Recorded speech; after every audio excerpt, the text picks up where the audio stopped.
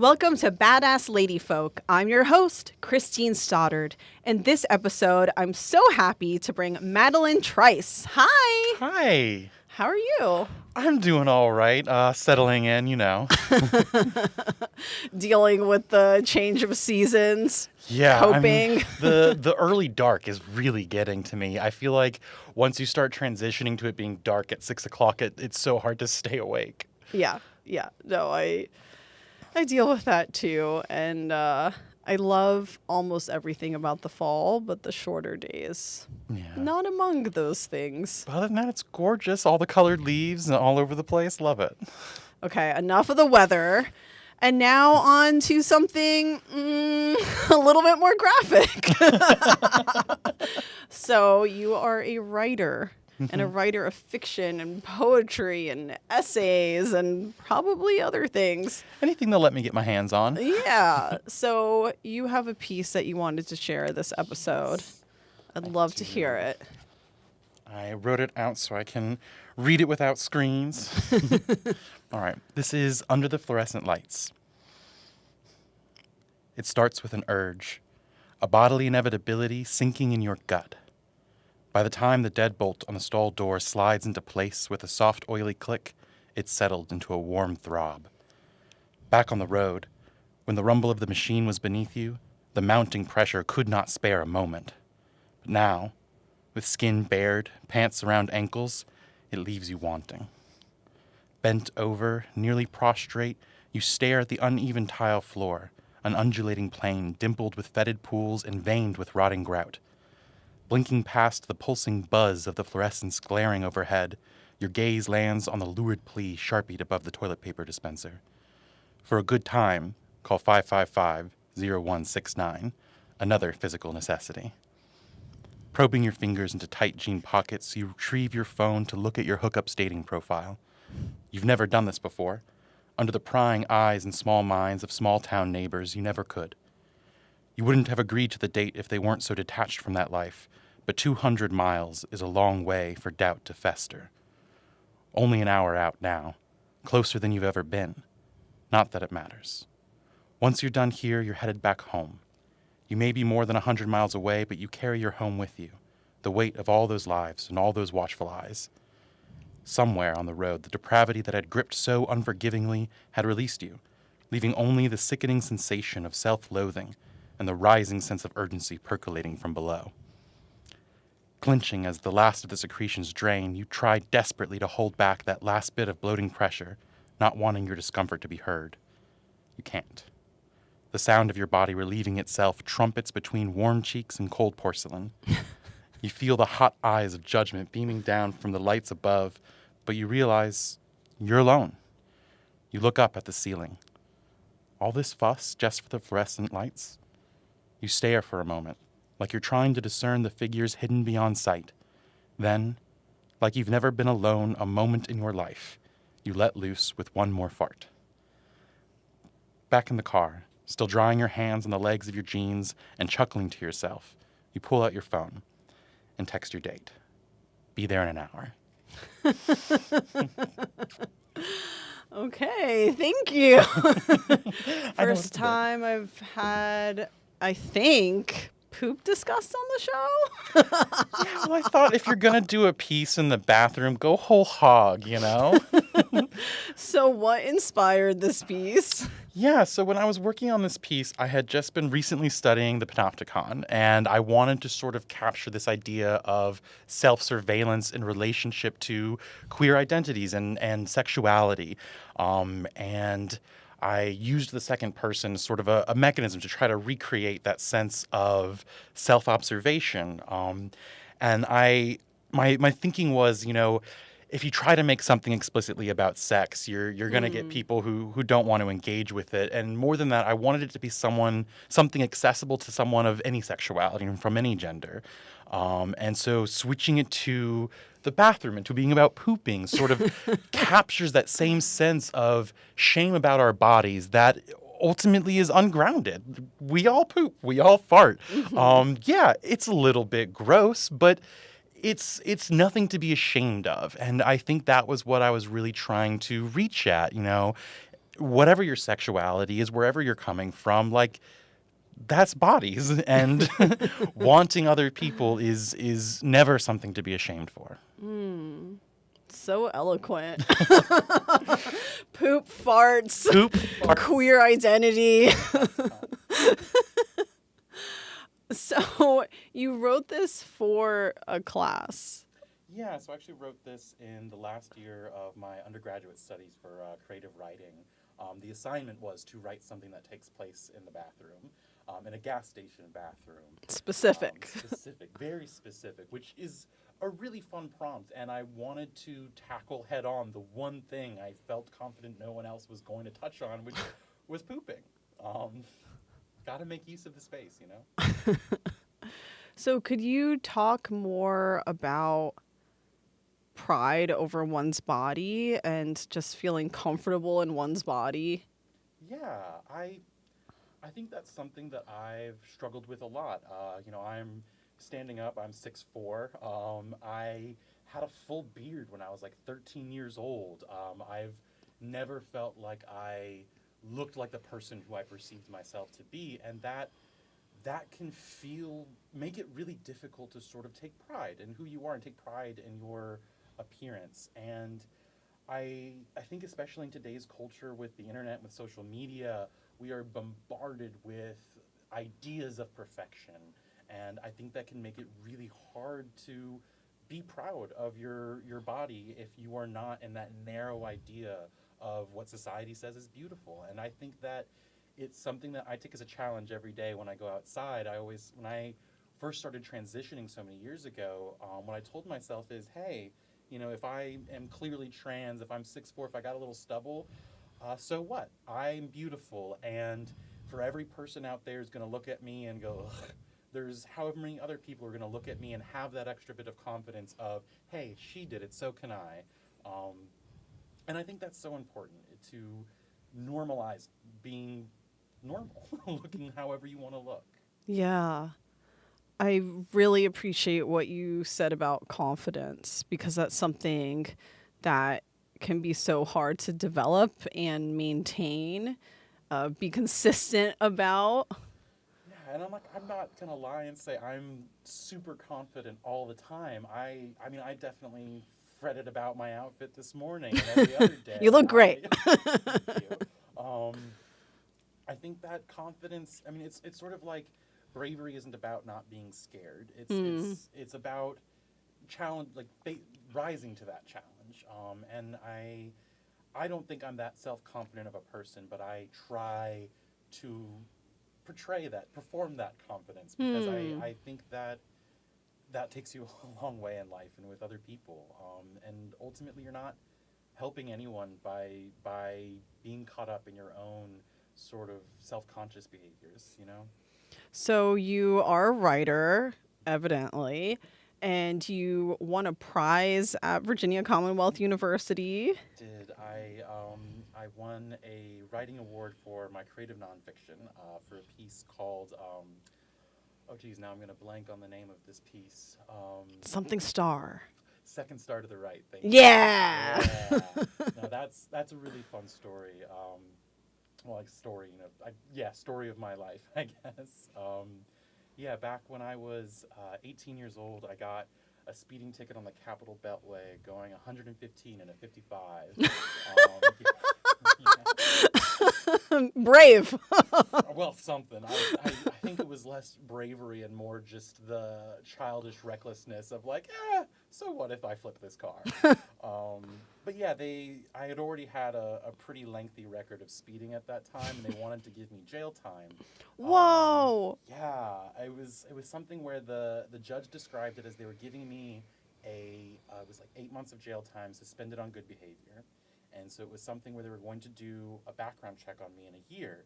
And if anything came up, if I had any more speeding tickets, if I'd done anything, I'd have to serve that jail time. But if I kept my nose clean for a year, they would commute that jail time for community service hours instead, and another fine. And my lawyer advised me that I'm not on probation. No one's told me I can't leave the state, and their background checks do not go that far. So I might as well just make myself scarce for a little while. And I found a job as an au pair and moved to Australia for a year. It's pretty exciting. It was a lot of fun. It was definitely a big life experience. I don't think I'll ever go back. So you used the word perform earlier because you were talking about performing confidence. So you're also a performer. Could you talk about your experiences as a performer? Yeah, it's something that I feel like I'm having to return to now after a long period of time. I think that transitioning can make casting very difficult. But Boo! Boo to them. Yeah, cast more trans women. No, but it was something where I think when I was very young, I struggled with like a stutter. I was very shy, and it was something that I got put in to take me out of my shell. And it worked. I did theater all through like elementary, middle school, high school, and then afterwards I did community theater, and in community college I did theater, and then somewhere after that I started looking different, and that it just became a little bit dysphoric trying to put on one face or another for an audition, and like if I can't get a role as a woman, then I have to perform masculinity if I want a role as a man, and then do I even want a role as a man? So yeah, I think it's something where, performance and performance of gender is something that has been with me all my life. What do you think your background as a performer gives your writing? That's a really good question. I think that the way I write, I often focus on characters. I think something that a director once taught me for a show is they had me write out an entire script and write out for each of my lines, what blocking, what physically am I doing in this line, who am I speaking to, and more importantly, like what was my motivation in that scene and what was my motivation for that specific line. And I think that sort of granular level of looking at a character and trying to understand why they're doing what they're doing or why they're saying what they're doing is something that has really fueled my writing and how I write characters. What sort of things are you writing now? Yeah, so I'm working on a few different projects. I'm way too ADD to try to focus on one project at a time. Relatable. I have a few poems that I've been working on. I have a few short stories, mostly a lot of speculative fiction. I write a lot of sci-fi and fantasy. That's my true love. I think the more literary side of things I write tends to be more like, this was a poem at one point and then it became a short story, or this was creative nonfiction and then I decided, what if we made it weirder? But yeah, I think that the writing that I really do for myself and for the passion of it often ends up being very speculative in nature. Why do you think that is? I think that I do a lot of exploring on the page. I think that in a lot of ways I'm trying to grasp at the things that I can't understand or want to communicate within my own life. And I think that especially with a lot of like the harder to talk about subjects, it can be a lot more approachable by taking it out of that context, by instead of talking about literally what we're talking about, creating this sort of elaborate circumstance of whatever speculative elements you're using in the story, using lies to speak to truth. Do you think you're going to go back to performing? I would love to. I think that I'm in a place in my life where in my transition, where I feel like I can audition for the roles that I would want. And I'd be really excited to get back up on that stage. Yeah, so what kind of roles would you want? I've always been a fan of comedic roles. I think that, they've always been my favorite to play. In particular, there was a show that I did in high school that was like, honestly, it was like from the 1920s, and it was British, and it was very dry, and like this was not the right audience for this play. But then I had this character that came into like in the third act of this like 3-hour-long play and was the comedic relief character who was American. And I feel like I never recovered from that. That was so much fun. Like the entire time it was just crickets in the audience for 2 hours, and then I came on stage and I was like every other line of that third act was me, and it was laughter, and that you know, I mean, you know how it is. When you're getting those laughs on stage, that's drugs. That fuels you. And I think I'll be chasing that high forever. Yeah, and now you live in New York City, so auditioning. It's exciting. Yeah. You know, it's one of those things where, like, I feel like as a writer, I've had to inoculate myself so thoroughly to rejection, and I think that skill is going to serve me well going into the world of auditions. Yeah.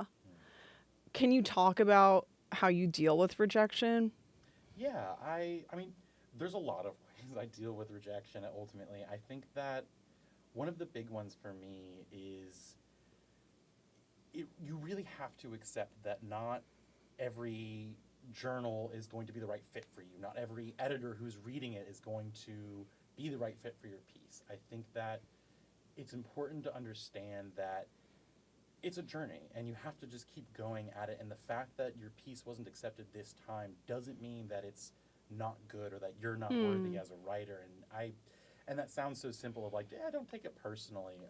And it's a difficult to actually accomplish, but it is just that simple of like, you have to just keep pushing at it. You have to have that thick skin of being able to take the feedback and not just fall apart. But more than that, every time I get a rejection, I pull that up, I print out that piece, and I edit it again. Good for you. Yeah.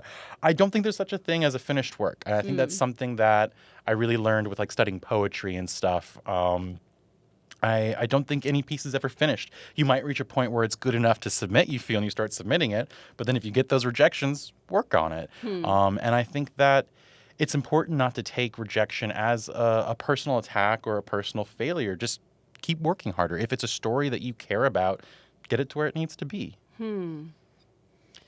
You have another work to read. I do. I have another one. This one I don't have written down. I'll just read it off my phone. I know, screens. Love the phone. Love the phone. Oh, gotta have the flippy phone. All right.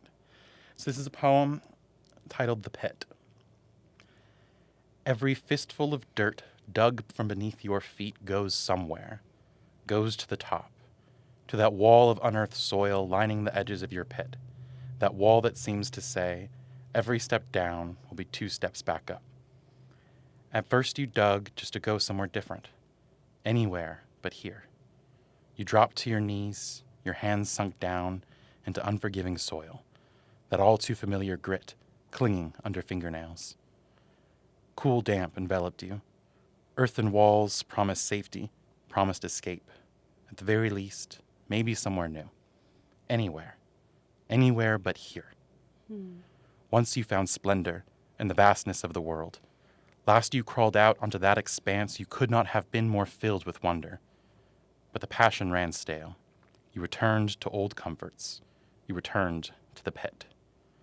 As you progressed downward, that comfort fled, reduced to claustrophobic dread of being stuck. But you dug on, because going down is easier than going up. And because you felt it still, in the earthen walls all around you, that looming presence, all the things that drove you down, towering overhead, and you were not yet ready to face them. Now, when it seems as though the sun is but a distant flickering candle, and your aching hands caked in blood and grime still drag through frigid gravel, you dig, because you have long forgone any hope of ever having the strength to climb back out again. And anywhere is better than here. So on you will go, into the depths, onward, towards the void. But when hands scrape bedrock, eyes will turn upward to that distant star, and again you will think, anywhere but here. Thank you for reading that. What does comfort mean to you? Oh, what does comfort mean to me? I don't know. I think that comfort means different things to me at different times in my life. I think that when I was young, comfort meant being anywhere other than where I was. Comfort was escape. Comfort was turning off for a little while if you can, you know? I think that I've definitely come a long way since then. I think these days for me, Comfort is a nice, quiet evening at home, not having a million and one things that I'm not doing. Comfort is a clean kitchen. Actually, I'll say that. Comfort is a clean kitchen. Yeah. That is a comfort. Yeah. Why did you write that piece? Yes, this is a piece that's been pretty close to my heart. The first time I wrote it, I was in high school and I was in a psych ward after having attempted suicide once. And I was in a horrible, horrible place. And it was written in crayon because we couldn't have sharp pencils. On In a piece crayon? It was written in crayon. On sheaves of paper, and ultimately had to throw all those away. I didn't get to keep any of that, and it's something where it's been written and discarded and written over again, however many times since then. And I think it's only been recently, a couple years ago, I pulled it out again, looked at it, I was like, I want to keep working on this again. And I think that goes back to sort of my ethos of a piece is never finished, Why weren't you allowed to keep papers from that time? Oh, that was just something that was a parents thing. They threw away everything I brought home with me. Okay. All the silly little friendship bracelets and stuff. They thought it'd be depressing to keep those kinds of things. Okay. I thought maybe it was a policy of the institution. I was like, that doesn't seem No, fair. No. Yeah. Can you talk about how you normally perform that piece? Yeah, I love it because I have this whole little shtick. So it's written on short lines, and so the poem actually comes out to like 72 lines long. And I'll take like 10 sheaves of paper and like tape them up or staple them end to end and fold them like an accordion.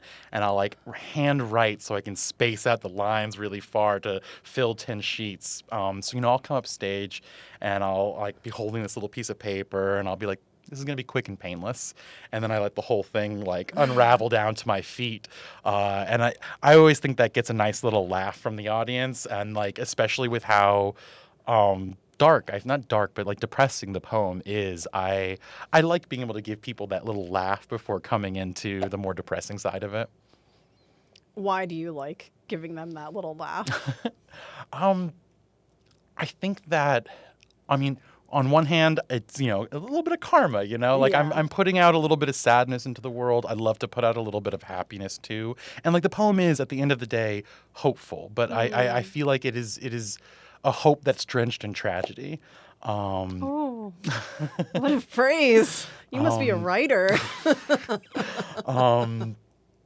Yeah, but I think other than that, I think it gets the crowd engaged. I think that oftentimes as an audience member, we kind of lean away from something that personal and something that depressing. And I think that when you get an audience to laugh for you first, it gets them more into it, it gets them more engaged. Right. And even if you pull the rug out from them on the next second, they're listening now.